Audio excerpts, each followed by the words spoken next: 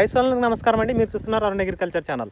అయితే ఈరోజు మన వీడియో ఒక టాపిక్ వచ్చిందంటే మిరపలో రెండో స్ప్రే ఏది చేసుకోవాలని చెప్పి చాలా మంది రైతులు అడుగుతున్నారు. మిరపలో రెండో స్ప్రే ఎప్పుడు చేసుకోవాలి, ఏది చేసుకోవాలని పూర్తి ఇన్ఫర్మేషన్ తెలియస్తాను. వీడియో చివరిదాకా చూడండి. వీడియో నచ్చితే లైక్ చేయండి. అయితే మిరపలో మొదటి స్ప్రే ఏది చేసుకోవాలని చెప్పి ఒక వీడియో కూడా తీసాను. వీడియో కూడా చూడండి, కంప్లీట్ అనేది అర్థమవుతుంది. అయితే మిరపలో రెండో స్ప్రే చేయదలుచుకున్న రైతులు ఖచ్చితంగా మిరప నాటు వేసిన 15 రోజులప్పుడు రెండో స్ప్రే చేసుకోవాల్సి అయితే ఉంటుంది. మొదటి స్ప్రే అనేది మనకు వారం రోజుల తర్వాత, రెండో స్ప్రే అనేది 2 వారాల తర్వాత, అంటే 15 రోజులప్పుడు రెండో స్ప్రే చేసుకోవాల్సి అయితే ఉంటుంది. అందులో భాగంగా ఫస్ట్ ఆఫ్ ఆల్ చూసుకుంటే మనకు రెండో స్ప్రేగా నగాట అనేది స్ప్రే చేసుకుంటే చాలా బాగుంటుంది. దీంట్లో ఇథియాన్ ప్లస్ సైపర్మెథాన్ కాంబినేషన్లో ఉంటుంది.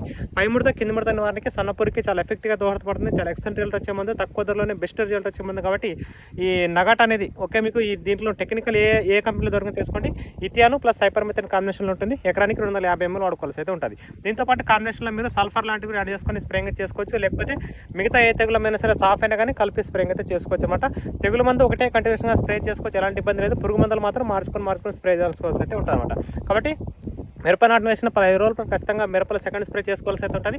అందులో భాగంగా ఇథియాన్ సైపర్మెథాన్ కాంబినేషన్ ఒకటి, దాంతోపాటు తెగులు మందు సాఫ్ కానీ లేకపోతే సల్ఫర్ అయినా 250 గ్రాములు కలిపి స్ప్రే చేసుకుంటే కనుక మంచి ఫలితాలు రావడానికి అయితే అవకాశం అయితే ఉంటుంది.